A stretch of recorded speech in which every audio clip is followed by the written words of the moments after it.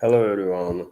It's Monday, 26th of January, 12 p.m. Moscow time, and as always, I have prepared quite a number of news on some major developments, and hopefully, you will find new segment informative and useful. Although I have to say, beginning of the day and the new week is relatively slow news-wise, so this live stream might be shorter than usually, which is a good thing I will say. And also, I will let you know that our second news update will be published later on today, towards the evening, on my Patreon page and page on Boosty. And if you want to support my work and same time have an access to whatever extra content I'm making on Patreon and Boosty, please consider to subscribe. Links are on this video in description box.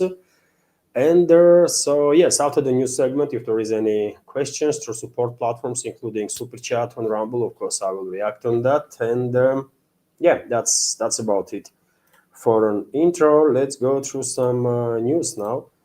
And I will start with this report from RIA Novosti, which is based on Defense Ministry's latest update that overnight Russian air defense systems on duty intercepted 40 drones that was launched by Kyiv regime with assistance of NATO.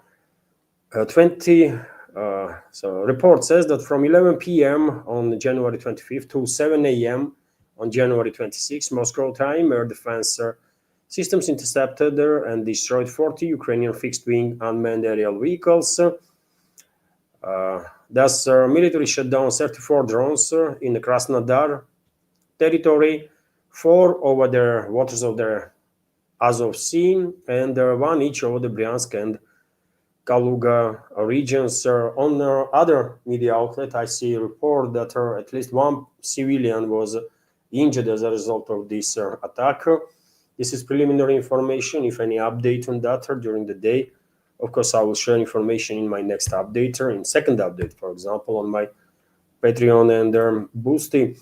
Also, let me share with you this report from TASS News Agency, which is based on statements of a head of Donetsk People's Republic, DPR, Denis Pushilin, who stated that Russian armed forces cut off key logistics hubs of the Kyiv regime's armed forces near the Konstantinovka settlement, which is important, of course. Let me show you on the map location of the Konstantinovka, one of the last major strongholds of the Kyiv regime in the DPR. This is Konstantinovka city, although this map is bit late, by the way, in terms of update, because there are many reports that are suggesting that this area, for example, train station area, is contested now, and there should be entire this part of the city should be in a gray zone, but yet again, this map administration of this map is a bit late on that. Earlier, there was reports that even 50% of the city of Konstantinovka already is under control of the Russian forces, but I'm not there. Obviously, I cannot know for sure what's going on. But this report of Denis Pushilin, which says that main logistical hubs of Kyiv regime were cut off from Konstantinovka, means that, in my interpretation, even though Denis Pushilin did not really went into details in this statement, understandably so, it's military matters. My guess is that Russian troops cut off Drushkovka from Konstantinovka, and the only way you can do this if you establish fire control over this main supply and support line that goes from Konstantinovka directly to Drushkovka through Alexeyevo Drushkovka settlement in middle. Russian troops are approaching this main supply and support line from 2 directions, from northern and northern eastern directions, and I guess Russian troops, potentially DRGs, are already operating in area of this highway, right? This main supply and support line. Important information, because of course establishment of fire control on that road will make it much more easier for the regime to supply and support their garrison in Konstantinovka. And while map is open, let's go through this map. Let's go for some little summary.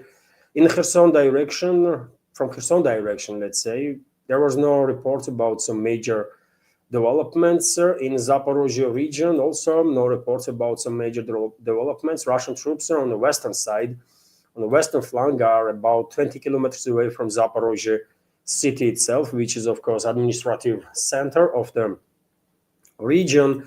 In the center, well, Orejo is still occupied by Kiev regime's forces. This is a major stronghold of Kiev regime, yet for now in the central area of the region, and on the eastern flank, Russian troops are advancing on daily basis and improving positions and getting closer and closer to Orejo, basically. And I'm quite sure it's only a matter of time, and Orejo will end up being encircled by Russian forces. When it comes to Dnipropetrovsk region, there was also no updates, no major developments in this direction, although, well, Russian forces already established quite a massive bridgehead in the Dnipropetrovsk region that will definitely be used when order comes to launch sectoral scale offensive operation in this in direction of Pavlograd city, for example, in direction of Dnipropetrovsk city itself, right? And when this order comes, by the way, to launch sectoral scale offensive in the Dnipropetrovsk region, advances of the Russian forces is going to be much more rapid than we have seen either in LPR or DPR, because, as I have said quite a few times before, Dnipropetrovsk region is mostly steppe area, unlike DPR and LPR that are heavily industrialized areas, right? So Dnipropetrovsk region is a bit different. It's a steppe area mostly, and there are very few places that Kiev regime can actually use as a major strongholds. Only two cities, actually, Pavlograd and Dnipropetrovsk itself. Rest is like fields, right? So for now, no major developments there in Dnipropetrovsk direction. In DPR, of course, major hotspot is Konstantinovka, and also Liman direction, by the way, on the north. Russian troops are finalizing clearing operation most northern tip of the region that borders Kharkov region. Now reports are coming in about advances of the Russian forces in Alexandrovka settlement. I guess it's a matter of potentially maybe a couple of days, or maybe even earlier than that. We will receive reports about settlement being Alexandrovka being liberated, and then just a couple of more villages left here, and this most northern corner of the DPR will be liberated from hostile forces. And when it comes to Liman, well, after liberation of Seversk, by the way, of course, Russian troops continue to advance from their eastern side. Russian troops are getting closer and closer to Krivaya Luka settlement. You can see geography in this area, by the way. Let me make map a little bigger so you will see better this area. So geography is or terrain is quite a difficult one, right? So it will definitely take some time for before Russian troops will get to Krivaya Luka, and before Russian troops will liberate the settlement. But process is underway, and also, most importantly, Russian troops are further advancing on the northern western side of Liman, and inside the Liman itself, Russian troops already are operating on the southern side of Liman. Russian DRGs are operating through this forestry, massive forestry that you see right now on your screen on our southern side of Liman. There is videos, by the way, when Russian drone operators, for example, are neutralizing hostile forces in this massive forestry area. And well, it is difficult to say, of course, how long it will take for Russian troops to establish full control over the Liman, to liberate the city. But I guess it's a matter of I don't know, man. It's difficult to say, but hopefully, in a couple of weeks' time, Liman is going to be liberated. Maybe, or not maybe, but most definitely, many of you have noticed that for the last couple of weeks there is a certain slowdown in developments on the line of contact. Maybe even a little longer than that, and this is quite understandable. There was a Rasputitsa, by the way, right? And Rasputitsa has ended now, and Rasputitsa is a muddy season when it is almost impossible to move around, especially on the country roads, right? Because it's a freaking river of mud, right? Neither military vehicles can move around when there is Rasputitsa, and even on the feet, it's difficult to cross the certain areas, or at least rapidly. But last couple of weeks, freezing temperatures are gaining momentum, and I think maybe another week also, and ground gonna get frozen solid, and we will see significant activization, in my personal opinion, even though I'm no military expert, but it just seems logical that another week ground will get frozen solid, and we will see significant activization of developments on the line of contact, significant activization of the Russian offensive operations in the Kharkov direction. Friends, of course, there is one hotspot that everybody is talking about still. Kupiansk direction, the regime still sends on suicidal attacks, whatever reserves they have in the area. And according to reports, this time around, Kiev regime is definitely sacrificing big time foreign mercenaries. A lot of the foreign mercenaries, hundreds of them, were sent to infiltrate Kupiansk, and most of them are freaking neutralized now. Russian media outlets, Russian channels on Telegram, literally on daily basis sharing images of these eliminated mercenaries from Colombia, Brazil, and so on, mostly Latin America. Although just recently there was also a report that Turkey regime also deployed their last remaining unit of Foreign Legion on the line of contact that was either in the Sumy direction or in the Kharkov direction. In any ways, that unit probably mostly are from Westerners, right? And soon we're going to receive more and more information about more and more citizens of the Western countries being eliminated. Unfortunately, in that Foreign Legion, there was quite a number of Georgian citizens too, supporters of the former president of Georgia, Saakashvili, mostly, by the way, right? And well, many of them were neutralized by Russian forces, and all of them will be neutralized if they're not going to run away. All of them will be neutralized, and well, if they want to die for neo-Nazi regime of Zelensky, then be so. Just be so. Okay. World would not cry for those Nazi sympathizers. Let's say it this way, right? No mercy for Nazis and Nazi sympathizers. I don't give a damn who are they and from where they are, right? Also, on the Kharkov direction, there is another zone of activity, which is Volchansk area. And earlier I reported that Russian forces established control of the Semyonovka settlement and Staritsa settlement. Russian troops are advancing on both banks of the Severny Donets River. And if on the left bank of Seversky Donets, Russian troops most likely now will be focused on Grafskaya settlement. On the right bank of the river, Russian troops from Volchansk direction will move towards, most likely move towards Izbitskaya settlement, Tirnova settlement, and simultaneously I expect Russian troops to conduct a similar maneuver, similar offensive from Liptsy area. And as you know, dear friends, in Kharkov, on the northern part of Kharkov region, there is two buffer zones that Russian troops created. One is Volchansk area, another is Liptsy direction, right? And you can see these red areas, that's their buffer zone, right? And the gray zone is sort of contested, but in reality controlled by Russian forces, right? And so I expect Russian troops to advance from this Liptsy buffer zone in direction of Ternova also, to link up with the advancing forces of the Russian army that are moving from Volchansk direction. So entire this area eventually will be one united buffer zone, right, in this direction.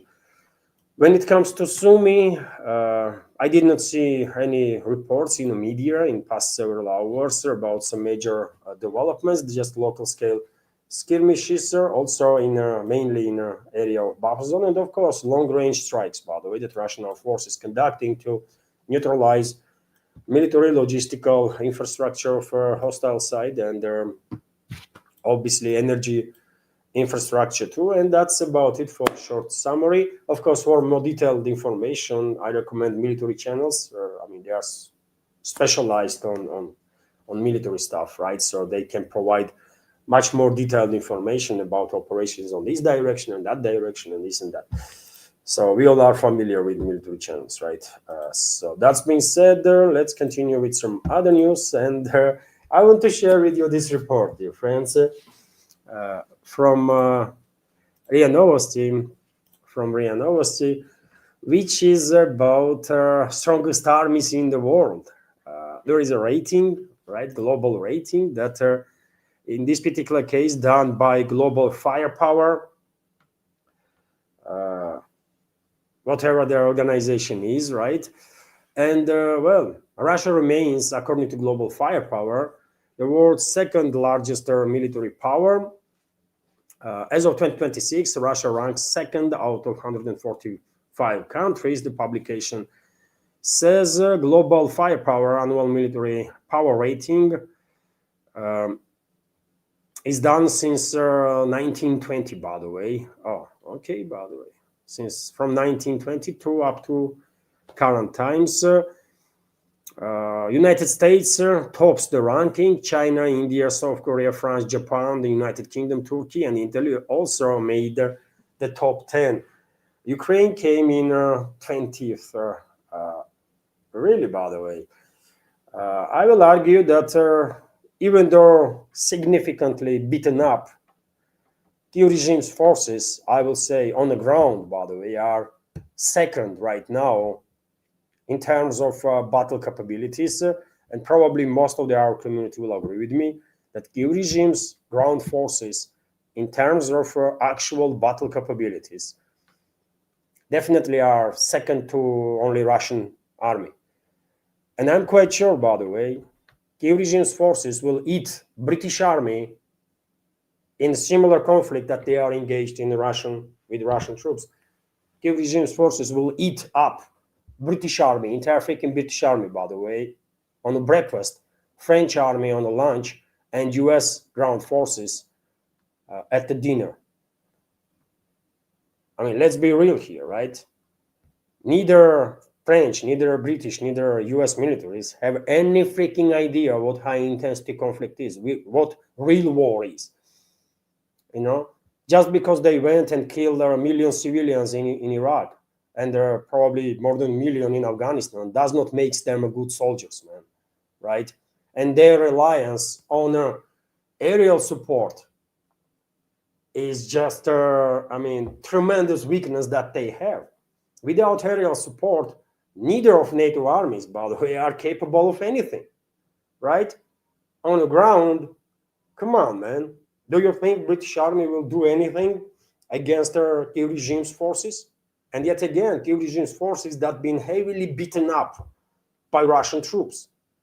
So what to say about Russian ground forces, by the way? No country, no army in this world will come closer to Russian armed forces, correct? I mean, honestly, even if you are from US, by the way, or you are from UK or France or Germany, I mean, do you really think that your armed forces are anywhere close to capabilities of Russian militaries? Come on, man.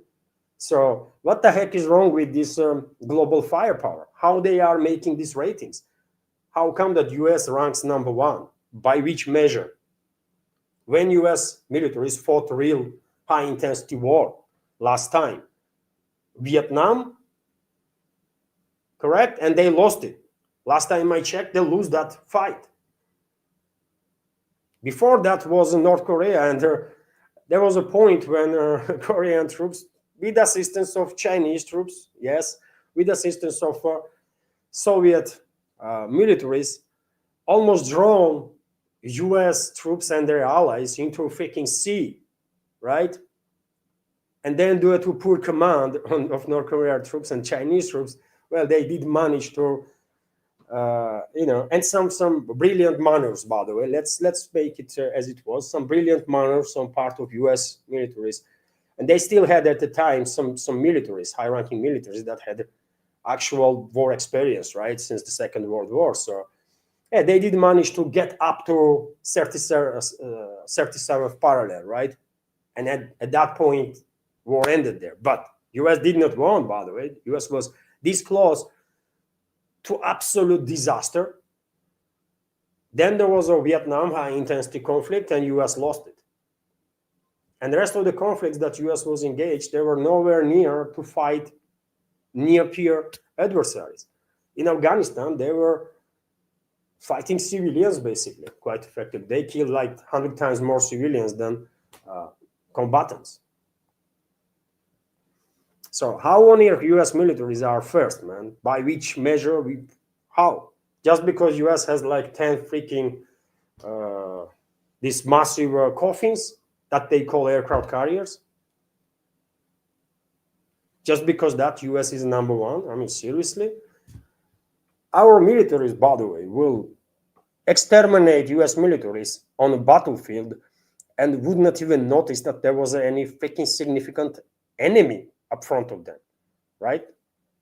So it's a BS, man. This BS stuff. But yet again, this is Western propaganda stuff, right? This global firepower. So what they're gonna say? I mean, of course they're gonna say, well, U.S. military is number one, and they killed million Iraqi civilians.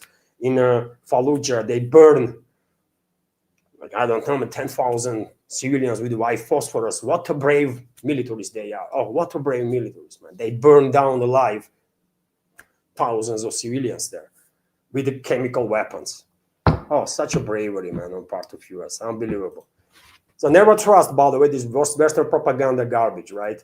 Russian military is the number one, 100%. There is no equivalent anywhere in this world, right?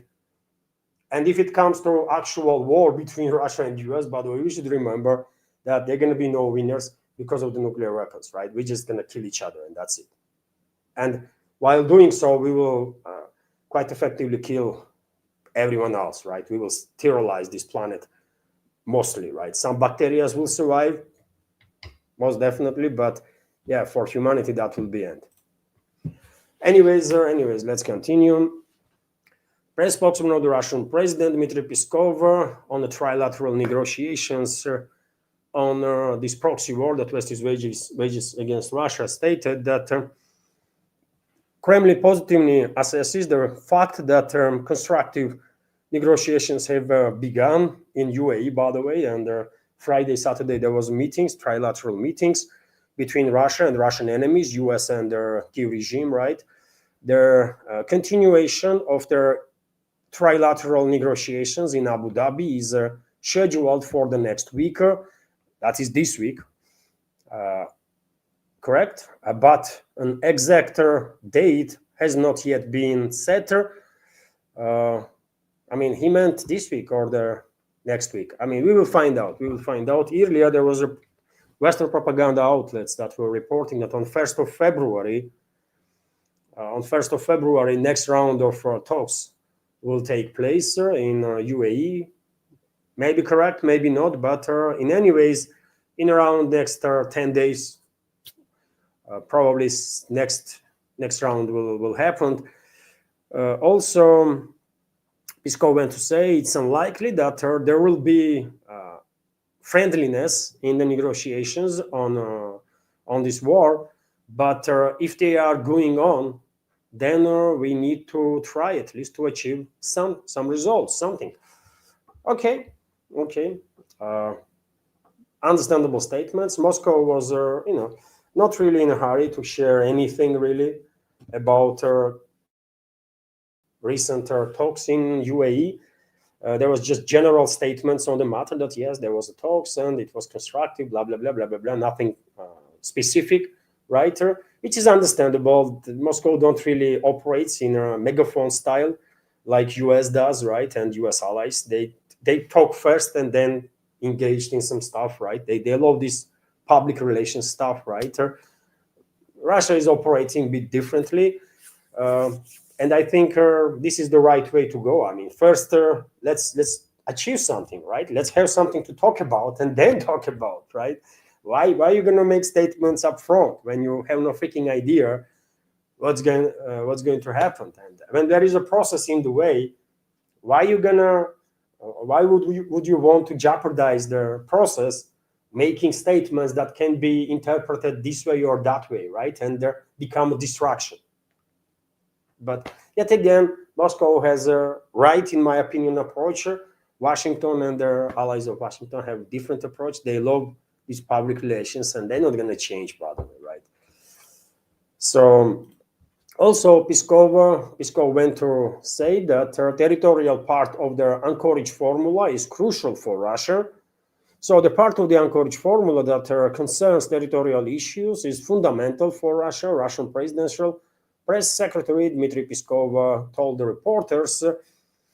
And well, okay, I mean, we all know this, right? We all know this, that for ground to be created for actual, reasonable, fruitful negotiations, well, Kiev regime has to withdraw forces from new Russian regions. It's just basics, right? It's basics. Without and Russian side was clear, by the way. I mean, if Kiev regime would not withdraw forces, then okay, we will force them out anyways, right? So, I mean, either way, Russian region is going to be freed from occupying forces. Either way, this is just clear, right?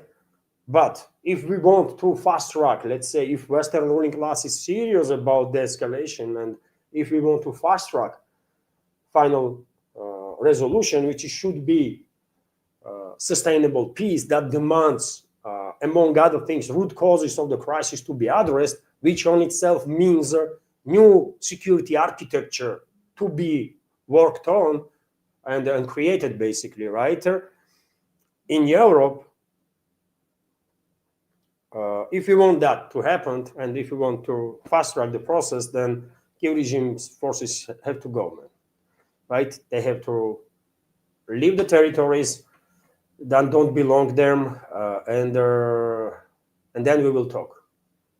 Right? Even better if Kiev regime's forces, especially ones, by the way, that being forcefully mobilized, ones that see themselves to be part of Russian world, and majority, I believe, exactly like that. I mean, they should just take out their own officers, right? Neo-Nazis that they see, all neo-Nazis that they see, right? They should open second front, by the way, against these Nazis. They should not, under no circumstances, they should take a weapon against their brothers, man.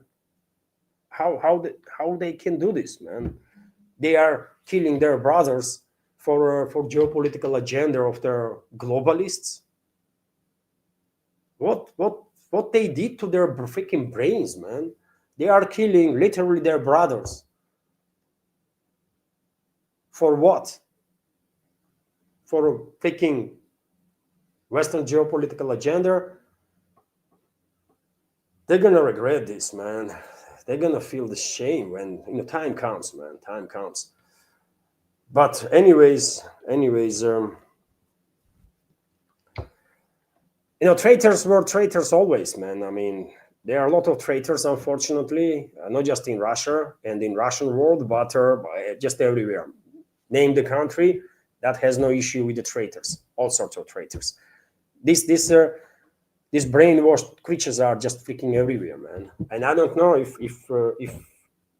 there is a ways to help them, right? To bring them back into reality. I mean, maybe they're being brainwashed so much so that they are just fucking brain dead now. Could be case, man, because I honestly don't understand how anybody from this former Soviet Republic, Ukraine, can take a weapon against their brothers for geopolitical agenda of the West. Are they that stupid that they don't really understand what's going on? Are they really that stupid, man? I don't know. I don't know, man. I mean, what the hell, man? But Zelensky, this disgusting creature, meanwhile is saying that, well, there are going to be no territorial concessions. And he once again reiterated after Abu Dhabi talks that Kiev regime's forces will not leave Donbass on their own. And, well, okay, in that case, well, there is another way, right? Russian troops will neutralize Kiev regime's forces, and processes on the way. And if citizens of this so-called Ukraine want to die and want to be harmed again and again and again, for geopolitical agenda of the West, then okay, bring it on. You know, war is war, man. RT is reporting that meanwhile, globalist puppet regimes in Europe, they want to put their nose in all these processes, right?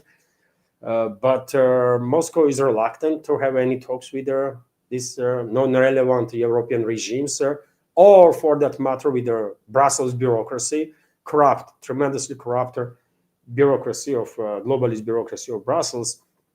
And Kremlin stated that neither Russia or the US want to talk with the EU's Kaja Kallas, for example, top diplomat from the Europe, right? It's laughable, when you say about Kaja Kallas that this is a top diplomat of Europe, man. If you think about, you understand straight away how doomed Europe is, man. How fucked up Europe is, man. That someone like Kaja Kallas, so uneducated, by the way, so stupid that I don't know, man. I don't know, man. To, how we can compare this person to anyone else, man, right? Borrell was a stupid, right? Borrell was a arrogant previous number one diplomat. Joseph Borrell was a arrogant, freaking stupid bastard, but he was not as dumb really as Kaja Kallas is. And for a reason, after all, even Marco Rubio, by the way, head of U.S. State Department, at least twice refused to have talks with the Kallas. Right? Last time was just a couple of days ago, on I believe on sidelines of World Economical Forum, right? Something. Why they are keeping this stupid individual there? I mean, okay, she is an extreme Russophobe. She loves to hate Russia, everything Russian, Russians. I mean, there are many others like that. There are plenty of elements like that in Europe, right? But not all of them are as dumb as Kallas. So why they would not replace her with someone else, right? That at least can come up with a couple of sentences that are at least time to time, once in a month, but makes some sense. Anyways, man. Moscow and Washington will not engage there in a dialogue with their Brussels foreign policy chief Kaja Kallas. Kremlin spokesman Dmitry Peskov has stated in an interview with the Russia One journalist Pavel Zarubin. Russia One is a TV channel, by the way. Pavel Zarubin, which aired on Sunday, yesterday, President Vladimir Putin's spokesman described their current EU leadership as incompetent, adding that their actions undermine the system of international relations. How can you discuss anything with the Kaja Kallas? He asked this question. Neither we will even discuss anything with her, nor will Americans. And this is obvious. We can only wait until she leaves, Peskov said. And I guess at this point, everybody is sick and tired of her. This is embarrassment, by the way. Right? I'm quite sure among an army of Russophobes in Europe, globalists can find someone else that are at least, yet again, at least once in a month will make some sense with the statement, right? Kaja Kallas is unable to do even that. So there must be someone little less dumber than Kaja Kallas in Europe, man. This is just freaking embarrassment, right? And the Kremlin is sending message to Brussels. I mean, if you want to talk, then just pick someone with whom one can have a more or less understandable dialogue, right? On more or less normal level, because you are just two freaking primitives there in Brussels, right? And it is difficult to have a conversation with the freaking primitives. Maybe amebas will manage, this one cell amebas will manage to have a decent dialogue with the Kaja Kallas, but just amebas, man. That's about it, right? TASS news agency is reporting that our former Russian president and their current deputy chairman of the Security Council, Medvedev, give the interview to Kommersant newspaper, and he touched up on a subject of recent attack on residency of the Russian president.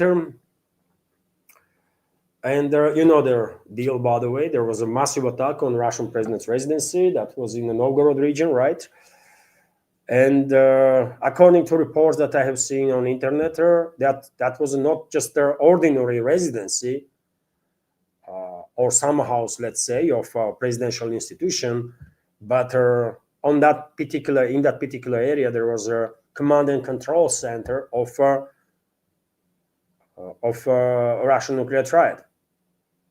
So that was the attack on Russian nuclear triad too, not just on the president or presidential institution, but also on nuclear triad. And reports are that Putin was not even there, right? Or maybe he was, I don't know, obviously. And Medvedev stated that massive drone attack on Russian President Vladimir Putin's residence could have prompted their strike with the special weapons. He said, during this interview with the Kommersant, and by special weapons, he means nuclear weapons, of course. And yes, this is true because according to updated nuclear doctrine of the Russian Federation, attack on nuclear triad, attack on strategical infrastructure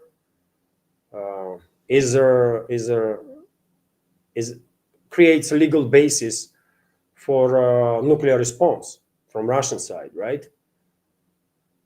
Although we all know this already, Medvedev don't really have to say that because we know we pay attention to developments in this world, right? I mean people that actually cares, man, because there are vast majority that has no care, man. They just live their lives, have no freaking idea how close humanity is to a total disaster, to a insanity of the Western ruling class.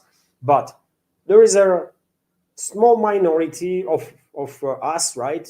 People that want to know what the heck is going on, right? And we know, man, we know that the Russian nuclear doctrine was allowing Russia to strike back with the nuclear weapons. And this is not the first instance when this happened, isn't it?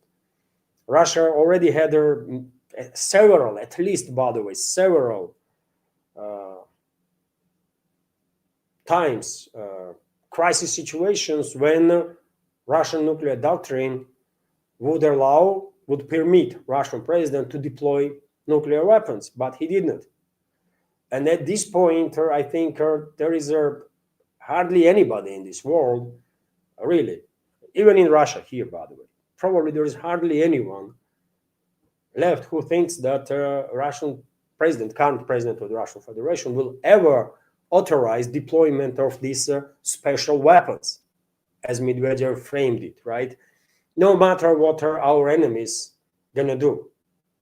Because, I mean, they did almost everything, man. They just didn't drop nukes on us, right? Yet. I'm quite sure globalists, I mean, Western ruling class has a plan B for themselves, which is a transformation of this Western-backed terrorist regime of Zelensky into a nuclear-armed regime. I'm quite sure NATO backers of the regime, UK, France, US, first of all, they have already built dirty bombs from radioactive materials that they took from nuclear power plants in Ukraine. I'm quite sure they already built their number of dirty bombs, right? With yet again, nuclear materials that they took from Ukraine. And this is a very important nuance because any nuclear radioactive material can be traced back, by the way. Some people may don't know, but literally any nuclear material, radioactive material, can be traced back. Scientists know how to do it, traced back to the reactor from which it is coming from, to the source, right?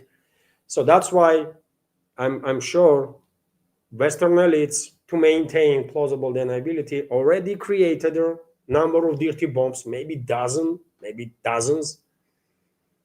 And there, I'm quite sure they have a plan B to transform Kiev regime into a nuclear armed regime, right? And there, if we continue exercise restraint, at some point, globalists or Western ruling class might actually go ahead with this plan B, and begun using nuclear weapons against us, right? Yet again, while maintaining plausible deniability, they would not say it's them, right? They will say, "Oh, that's Kiev regime, man. They had technology, they had their scientific background, they built it. We have nothing to do with it." Isn't it? That's what London gonna says. That's what Washington gonna says, and we are willing to risk that much. And I'm telling you, longer we continue restraint policies, higher the risk that eventually they're gonna start deploying dirty bombs against us, man. So statements are good, okay, but if there is no follow-up steps, then at some point statements are becoming not that important, really, because people just no longer paying attention to. And yet again, I think even here in Russia, people will struggle to believe, or I don't think anybody believes that Russian President Putin will ever authorize deployment of even conventional force against NATO member states that are directly engaged in the killing of the Russian citizens. Nothing to be said about deployment of special weapons, right? And this is true, man. I definitely don't believe. I mean, if tomorrow the regime, if tomorrow UK, by the way, US, with their proxy regime will start deploying nuclear weapons, right, dirty bombs against us, I don't think Putin will authorize nuclear strike on our enemies. I really don't think so. It is what it is, right?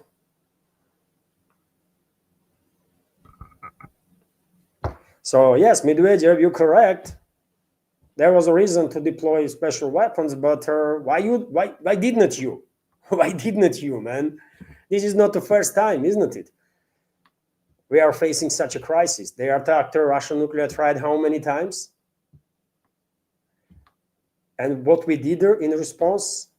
Statements, more statements, more statements, and more statements, right? And more statements after that. Okay, man. Everyone is sick and tired of these statements, I don't think Medvedev is watching my videos, but if he does somehow, man, please, no more statements, man, because everyone is sick and tired of it. Do it if you can. Otherwise, let's cope, man, then quietly, Meanwhile, RIA Novosti is reporting that allegedly, US has prepared plans to seize Greenland anyways, even through military means. United States has not abandoned the plans for a military takeover of Greenland, Reuters reports, citing sources. We have quote here, this comment sowed the confusion and anxiety in Washington and among US allies on Capitol Hill. Democrats and Republicans began to express concern, according to two sources familiar with the situation. The administration appears to be once again moving forward with a major military operation without first consulting Congress, their article states. And you know what? Okay, man. I think all this Greenland story is a deception operation, quite a complex one, deception operation on part of Western ruling class, by the way. I don't believe in any of it, right? I really don't, man. I can see why some influential groups in the US would love to establish control over their direct physical control over the Greenland, right?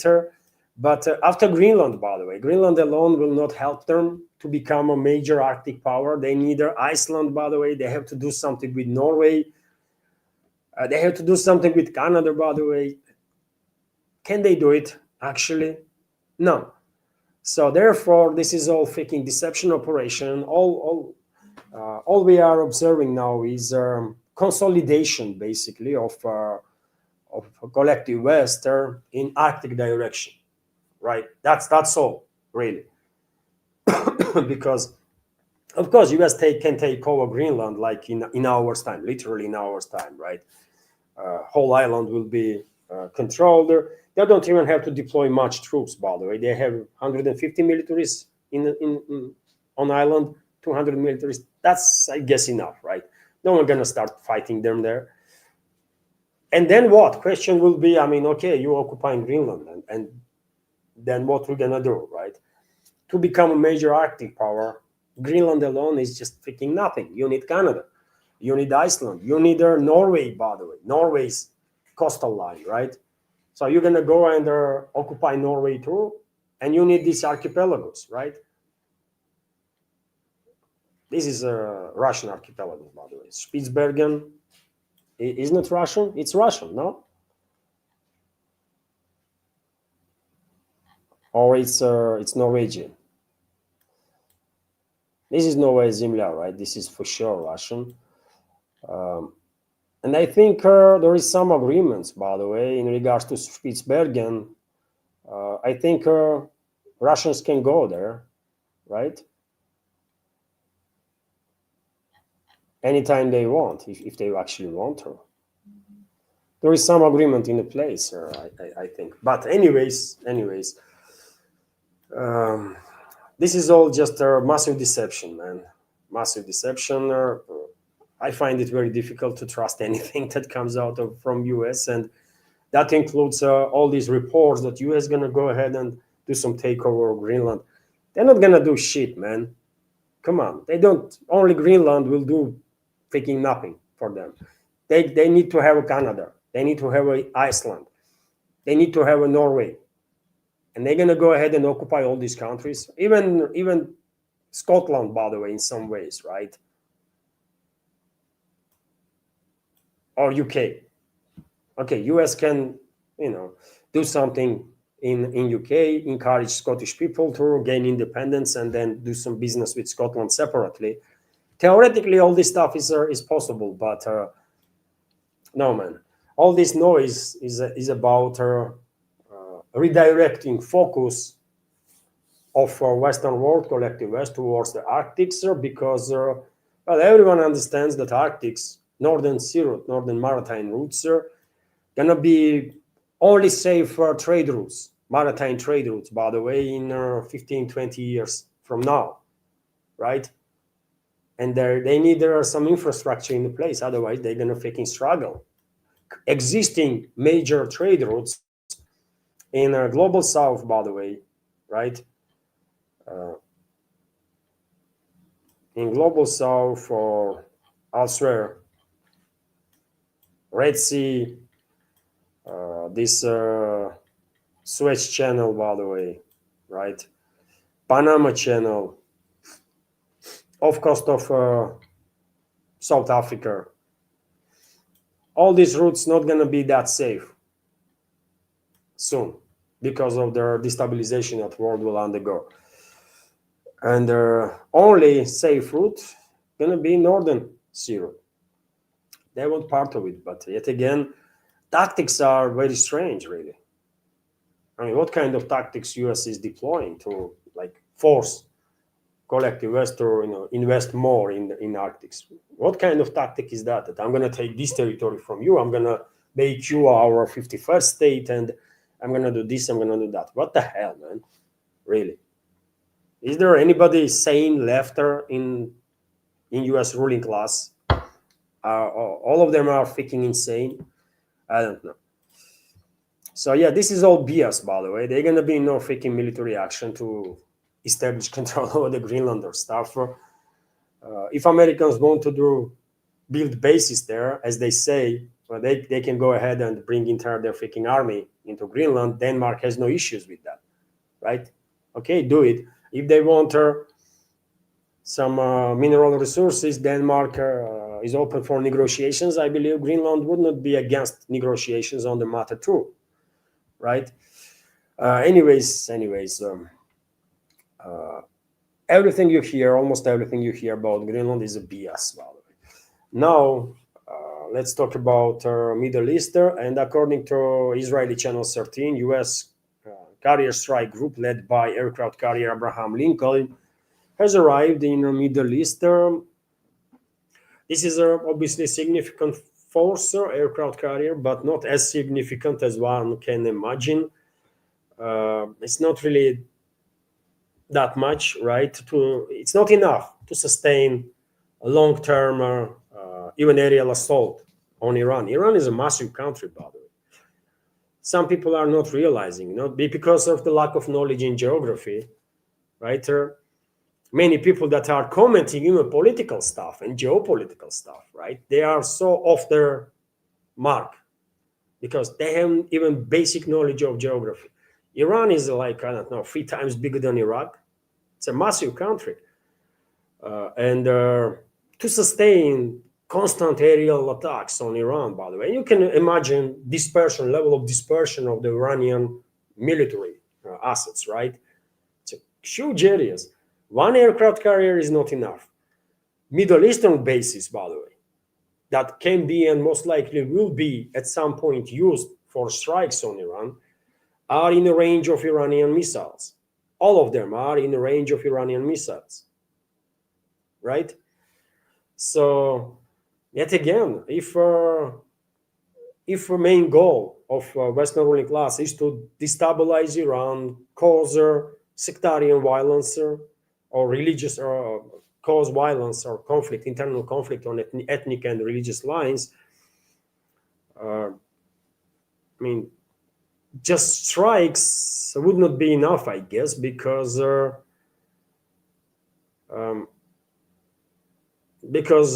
again, man, religious core of Iranians, by the way, are Azerbaijanis, and the religious leadership of Iran are Azerbaijanis, right? Second ethnic group in by numbers in Iran. And they are extremely patriotic. Very many of them, majority, I will say, are extremely patriotic of their own country. Iranian leadership, by the way, is full of Azerbaijanis, right? Religious leadership, political leadership, just everywhere. There is a massive, great integration between Azerbaijanis and Persians, right? So just airstrikes would not be enough to cause a conflict on ethnic lines. They would not be able to do so, right? So what is the plan then? I mean, one might say, yeah, if they continue to bomb Iran for like 3, 4, 5 months, right, to decimate all the leadership whatsoever, in that case, yes, they might begin ethnic violence. Yes, in that case, yes, but U.S. don't really has enough forces yet to sustain such a longer term attacks on Iran. One aircraft carrier will run out of its capabilities in like 1 week's time, man. 1 week of high level of operations, and they're going to be need for works to be done on aircrafts, right? Because these are Western aircrafts, by the way. Every hour they fly, they need, in some cases, 20-hour maintenance. You think our F-35s or FA-18 Super Hornets are capable of non-stop flying like day in, day out without like 10 times more time being spent on maintenance? No, man. These are usually over-engineered garbage. So one aircraft carrier is a joke. So therefore, I dismiss personally all these claims that U.S. gonna go ahead and attack Iran today, tomorrow. There was reports about last weekend too, isn't it? Some Western propaganda outlets were pushing this narrative that, well, this weekend the U.S. might attack Iran. With what, man? With what? And this aircraft carrier, Abraham Lincoln, is not even in range yet to launch an attack on Iran. Planes would have to use aerial tankers. And then we don't know how Iran will respond, by the way, on attacker. There was already statements from Iran that, well, this time around, if attacked, they're going to actually unleash tremendous force against their enemies, right? No more warnings and stuff. No, they're going to actually go ahead and strike seriously. on enemies, and they have a means for that. So I don't know, man. I know Western ruling class wants to destabilize Middle East. They want to provoke regional war on sectarian and ethnic lines to sustain a long-term destabilization in the region, so that they will shut down navigation in the Persian Gulf and through Hormuz Strait for years, potentially. That's their goal. But in terms of capabilities, military capabilities, to achieve this goal, they are not, not there yet, right? So therefore, I guess this is just a talks at this point. This is just a talks. We're gonna do this. We're gonna do that. Try. But if they bring a second aircraft carrier or the third one, if they even have 3 operational aircraft carriers right now, they have 2 because another one is operating in the Caribbean, right? So they definitely have 2 operational aircraft carriers, Americans. They might have another 1 or 2, maybe, right? So if they bring 1 more, 2 more aircraft carriers, then yeah, then that means they are in for long-term attacks, right? For they are preparing to sustain the hostilities, right, in long terms. But 1 aircraft carrier is freaking nothing, man, right? It's just freaking propaganda. Oh, U.S. aircraft carriers, man, it's such a force. Really? Such a force? It's a freaking floating coffin for 5,000 U.S. military personnel. That's what it is. And maybe Iran has capabilities, by the way, actually. Iran is very good with the drones, right? And maybe they have underwater drone capabilities too,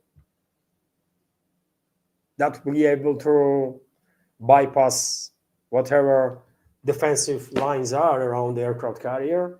And the carriers never alone, right? There is always 5 or 6 or 7 ships, vessels that are escorting carriers, and also 1 or 2 submarines, by the way.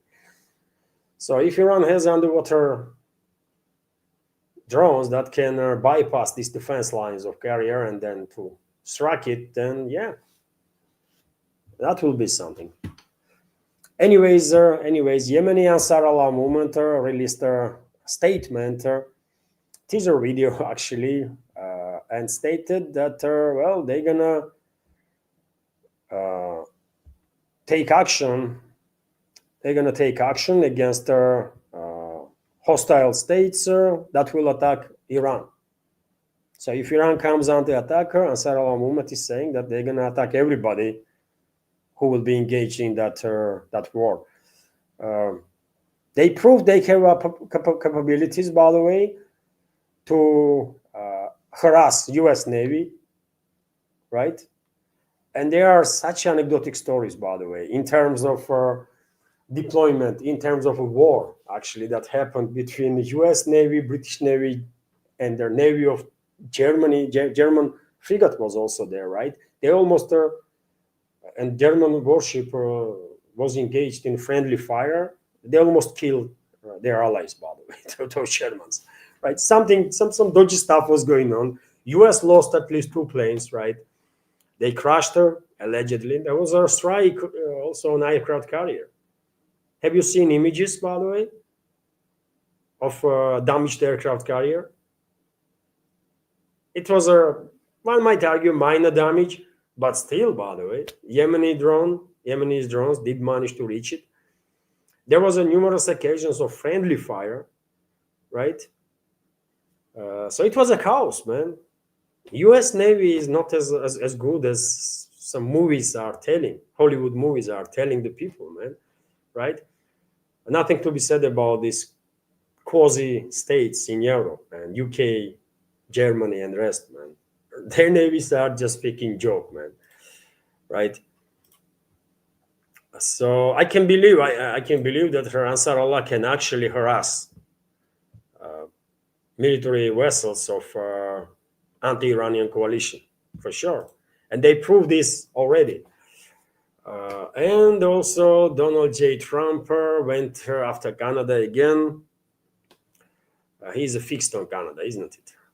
China is successfully and completely taking over their once great country of Canada. So sad to see it happen. I only hope they leave ice hockey alone. President Donald J. Trump. Okay, I also hope Chinese will leave ice hockey alone. Canadians are great in ice hockey, by the way. Uh, a great team for sure. US is not bad too, but of course not on the level of Canada. But yet again, man, we'll understand what's going on, isn't it? American ruling class, even though they are not capable, I think, to fulfill their dreams, right? To occupy all the territories that they actually need to become a dominant, not dominant, they're not going to be ever dominant force in Arctics, but to become at least major player in Arctics. But they have no capabilities. They might dream about all they want, but they're never going to be able to fulfill these dreams, right? They're not going to be able to occupy Iceland, occupy Greenland, even occupy Canada. By the way, what they're going to do with Norway, man? They're going to go and occupy Norway too. This is nonsense, right? So it will be better if Washington will just shut the fuck up, really, right? But anyway, everyone is annoyed at this point. By the way, everyone on this planet is freaking annoyed to hear anything from Washington, man. And I can imagine how annoyed Canadians are, or Greenlandians, by the way, right? Just leave them alone, Trump or whoever is writing for him this nonsensical stuff. Chinese gonna overtake Canada. Yeah, they are. Chinese already are there, by the way. And Chinese tanks. I saw Chinese tanks in Montreal, right? Great tanks, by the way. Right, as a Montreal Canadians, used to be a great team, by the way. Maybe they still are in ice hockey. But yeah, just leave them alone, for God's sake. And how when they gonna stop justifying their craziness and crazy policies with their non-existent threats from China and Russia, man? Will they ever? We don't want to go to Canada and occupy Canada. We don't want to go to Greenland and occupy Greenland, man. No, thanks, right? We don't want to fight nobody, man. As long as we are not provoked, we are chilling, man. We are cool. So just leave us alone, man. What the hell? But I can see why there is a at this point. I guess there is already some level of hatred even generated among Canadians towards America. Not the Americans, by the way, but American ruling class and U.S. as a this failing empire itself, because it would not feel good, isn't it, if you were a Canadian and you are receiving threats like day in day out from your neighbor that's supposed to be your freaking ally, man, and best friend. It's not cool, man. Not okay. Just leave them alone, man. If they want to do business with China, let them do business with China. It's who are you to tell them with whom they can and cannot do business? With such attitude, man, US gonna collapse, and in long run, US not gonna be able to sustain, right, itself, and this is bad, man. I don't want US to collapse for many reasons. One of them being there is freaking thousands of nuclear weapons, man, and we don't want instead of one country, 10 other countries to have a freaking nukes, right? If US will undergo disintegration. So that's the one reason for you why no sane individual in this world should want US disintegration or US collapse, right? Tremendous number of nuclear weapons, second to Russia. On the other side, by the way, I still want to maintain this hope in that sometime in the future, in far future, let's say in 20 years from now, Americans will be able to regain control over their own country. I want to believe that sometime in the future, Americans will be able to build a different system that will allow decent human beings to become elites, leaders, right?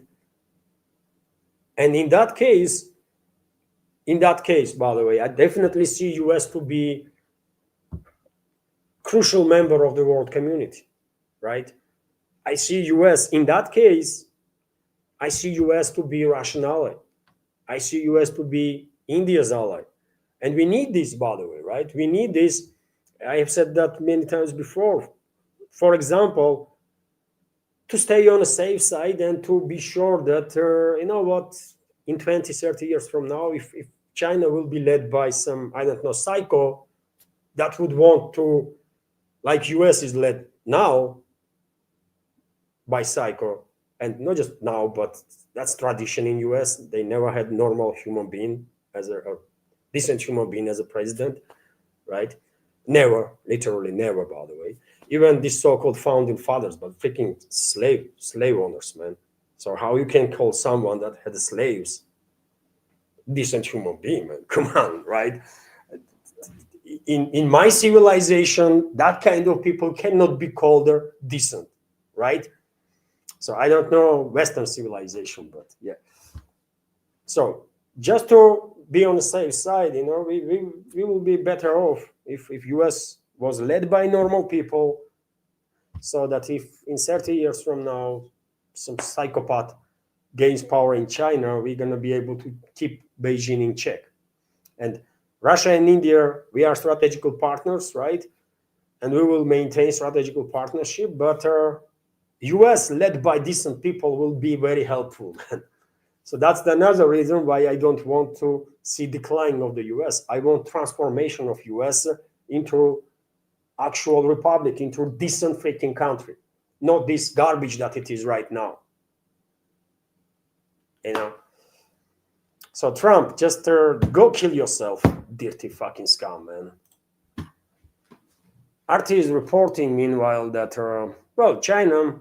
I just mentioned China, isn't it? And China is experiencing, by the way, as many other countries in this world, massive corruption issues, right?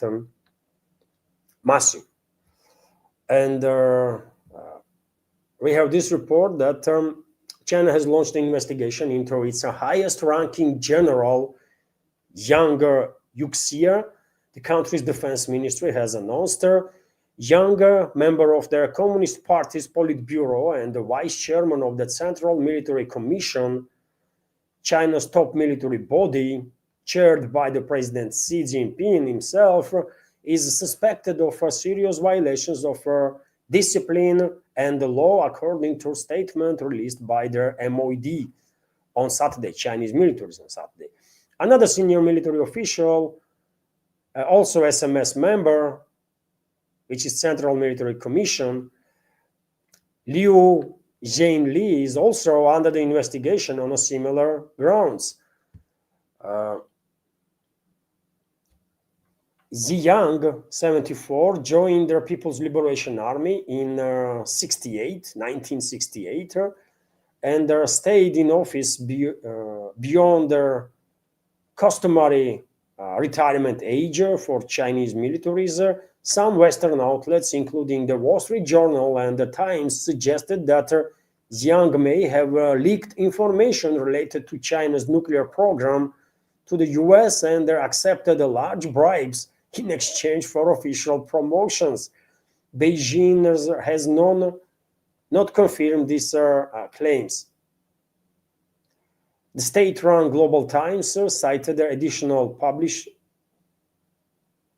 published on Sunday in top military newspaper, the PLA Daily, which said that officials guilty of corruption would be dealt with without leniency or leniency, regardless of their position they hold. They're going to be executed, man, most likely. That's what China does, man. They don't mess around.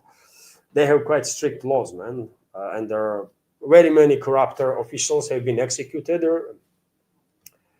and they're, you know, in case of China, these executions, but yet again, I mean, just execution is not going to help, man. You're going to confiscate everything, right, that they stole from their, not just from whatever is on their own name of these corrupt officials, but whatever is on name of their family members, right, their relatives, their friends. So these corrupt elements have to know that if they commit crime, and if they are caught, they're going to go down, man, and not just them, but they're everybody that they love gonna go down too. That might stop them, you know. But yes, tremendous crimes are happening in China in terms of corruption, and yeah, everyone is talking about it, right? That China is infested with corruption, man. It's maybe China is more corrupt than U.S., man. I mean, I don't know if it's even possible. In U.S., corruption is just freaking legalized. Even you can go and bribe a senator or the congressman or just anybody you want, and it called lobbyism, right? I'm a lobbyist, by the way. I give you money, you do this stuff, by the way, for me, and we all cool. And in US, that's legalized. It's okay. So therefore, it is hard to even imagine that any one country can be more corrupt than US. But China is somewhere there, I think. Extremely corrupt country, man. In my personal opinion, and when there is so many instances in the top brass of militaries and the government, by the way, that are corrupt, and there's every year freaking scandals about it. That is clearly indicator that system itself is freaking infested with these corrupt animals, right? And I don't even know if Beijing can deal with this stuff, man. How they gonna deal with it? Are we sure that Xi Jinping himself is not corrupt? Who prolonged their? I mean, this guy is young, must be retired a long time ago. Someone, probably Xi Jinping himself, prolonged his status in military, right? Because I don't think anyone else had a right to do so.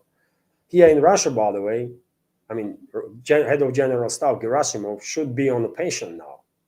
He is just old, right? But I believe, if I remember correctly, by the way, Russian president prolonged his stay in army. No one else has a right to do so, just president. So therefore, I can imagine Xi Jinping personally authorized this young to stay in army and to steal more money and to sell more secrets to Americans or to whomever. So yeah, maybe rumors that Xi Jinping is an active asset of Rothschilds are not really that far away from the reality. And I have heard about these rumors, by the way, like 15 years ago, maybe 20 years ago, right? Potentially even before Xi Jinping actually become a number one in China. I have heard that Rothschild clan was pushing Xi Jinping on a number one position. Could be true, man. Who knows? TASS news agency is also reporting that Russian IL-114-300 and their import substituting SJ-100 flew through 10 countries in a routine manner to land in India to participate in air show Wings India exhibition. And well, hopefully there will be some contract signed for this regional range planes. Some regional avio companies will probably have some interest to buy these planes. They're not going to fly like 5,000, 10,000 miles, right? But a couple of thousand kilometers range is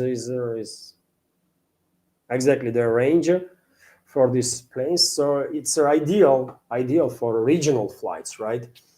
So hopefully we're gonna hear some good news from India about contracts and also about potential cooperation between Russian and Indian aerospace industries on the topic of production of these planes in India. Earlier, there was reports that maybe sides will agree on production of SJ-100. SJ is a Sukhoi, by the way. It's a Sukhoi company that builds Russian fighter jets, that builds also SJ-100 passenger plane, right? Superjet planes. So hopefully there will be some contracts and production of Russian planes there. will be gone in India too. Will be good, and this might be just the beginning. Sooner, MS-21 TU-204 might join uh, SG-100, and there is a tremendous market, by the way, right? Tremendous market in India, in global south. There is a big market, big enough market here in Russia too, obviously. We might go into China too, by the way, although China is very much focused on its own aerospace industry, and they want to promote their own planes. But we can compete, by the way, we can compete. And I can see, by the way, Russian planes being capable of competing even with Boeing and Airbus in 15 years from now, maybe, in a couple of decades, right? It's a long process, obviously. It's not going to happen in a day, but there is a potential there. And dear friends, you're not going to be surprised to hear that gold prices reached 5,000. Gold price reached 5,000. I was predicting that this will happen, and well, there we are. Exchange price of gold exceeded $5,000 per troy ounce for the first time in history, according to trading data. As of 7:06 a.m. Moscow time this morning, the price of February gold futures on the New York Commerce Exchange rose by approximately $91.30 compared to their previous close, or by 1.82% to $5,109, by the way. What the hell is going on, man? What's going on with the gold? Huh? And of course, silver price is going to go up too, man, simultaneously. And well, with such a rate, I guess gold will reach 7,000 mark definitely by 2028, right? Maybe even sooner than that, maybe even in 2027, by the way. But it is inevitable. Gold is going to be, in next few years, gold will reach 7,000 marker for sure, and the gold is destined to reach 10,000 mark, man. It's just inevitable. Correct? And there will continue to grow in price because gold is coming back as a potentially main trade currency, main trade unit, man. Gold gonna play more and more role in trade, I think. And while de-dollarization continues, while dollar is losing its weight, of course, investors, and while it is becoming so clear that Western stock exchanges are freaking bubbles, by the way, right? None of those companies actually worth these trillions and trillions, man. It's all freaking BS, right? So one day they're gonna burst. So because this realization of this objective reality is settling in more and more investors, people are going into commodities, and they're gonna continue to do so, and therefore, I mean, I'm not gonna recommend to nobody to invest in gold for savings. By the way, nowadays gold is increasing in prices so much so that you're not just gonna save your assets, but you can actually make good buck on it, right? But nevertheless, I'm not gonna recommend to nobody to do any investments because I'm not financial expert. But veterans of our community will confirm, man. I was saying like 3 years ago that gold will reach 5,000, and well, here we are. Right? Oh, why I did not have like, I don't know, man, at least $10,000 or something to invest in gold. I would make quite a good buck in because 3,000. 3 years ago, gold was 2,000, around 2,000 for an ounce, isn't it? To something. I would double, man, investment. Unfortunately, I was unable to do so, but yeah. And I'm going to end the news segment, dear friends, on this very important news, I will say. Very important news, which is that last pandas in Japan are leaving for China as the relations soar between the countries. And as you know, dear friends, all pandas in this world belong to China. Literally, all of them. All pandas belong to China, including ones that are in Moscow Zoo here, right? They are just guests, let's say.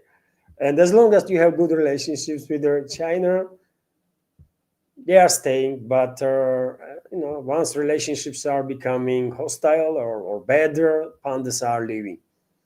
And so panda fans flocked to Ueno Zoo in Tokyo on Sunday to bid their farewell to its star residents, giant panda twins Xiao Xiao and Lei Lei, who are set to return to China this week.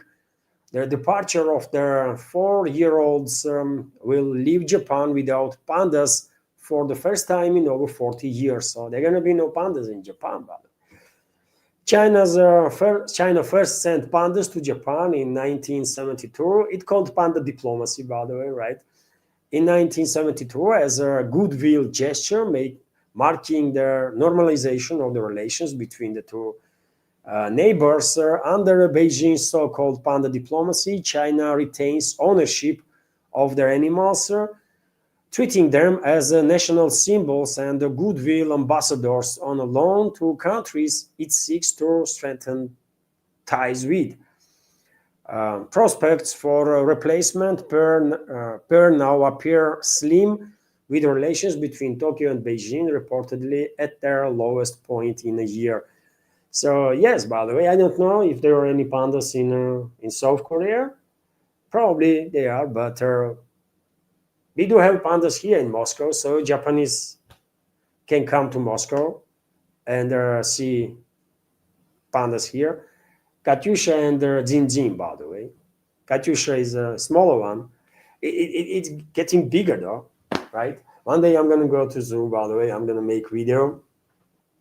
I have said that so many times, but I did not manage it for now. But I have to go there, man. I have to go to zoo and make video for our Patreon and Boosty communities. Well, yes, smaller one, Katyusha, and the mother of Katyusha is called Jinjin, I believe. And they are doing well, man. They are doing good. I just saw a couple of days ago videos on the internet of Katyusha. She was enjoying snow, but Moscow snow and frost big time. So yes, sad information for Japanese panda lovers, right? Well, sad, and it is generally sad that relationships between Tokyo and its neighboring countries, between Japan and neighboring countries, are deteriorating big time, man. Right? Relationships were never good between Japan and its neighbors, historically speaking. But well, under the current leadership of Takahashi, or whatever their name is, of new prime minister, well, Tokyo is becoming extremely hostile, not just towards China, but generally speaking. And this is not good sign, man. This is definitely not a good sign. So yeah, I'm gonna end the video news segment of this update on that Japan is left without her pandas. These very cute animals, by the way, very cute bears. These are bears. You know what is fascinating about pandas? These are like ordinary bears. They should be, they should eat meat, man. Right? They are built as a carnivores, right? They have to eat meat, but these ones are, man, with their attitude. I mean, they love bamboo and they eat bamboo and they have to eat freaking non-stop this bamboo to gain to have any energy, right? To move around. They are very, very, very nice, but very cute, but very dumb animals. And according to experts in this field, without human assistance, pandas probably would exist because these are animals that are actually trying hard to freaking die, man. They have no fear. They don't care about anything. They don't fear anything. Suicidal, cuter creatures, man. And they're, thanks to humanity, they're gonna stick around as long as humanity will, hopefully. And that's it. And that's it, by the way, for this news segment. Hopefully you liked it, right? And there was no, I can see I have a, wow. Uh, and there was a freezing of the screen. No, it was good. Okay, because I have notebook right here, and for whatever reason it's frozen. Okay, so there was no super chat, by the way. No, nothing through PayPal and Boosty, right? And so therefore, thank you very much for your attention, and have a wonderful day. And take care. And dear friends, I will remind you that in case you want to support my work, this project, under this video in description box, there is a links to the supporter platforms. And later on today, I will have a second update on my Patreon and Boosty pages. Bye for now and take care.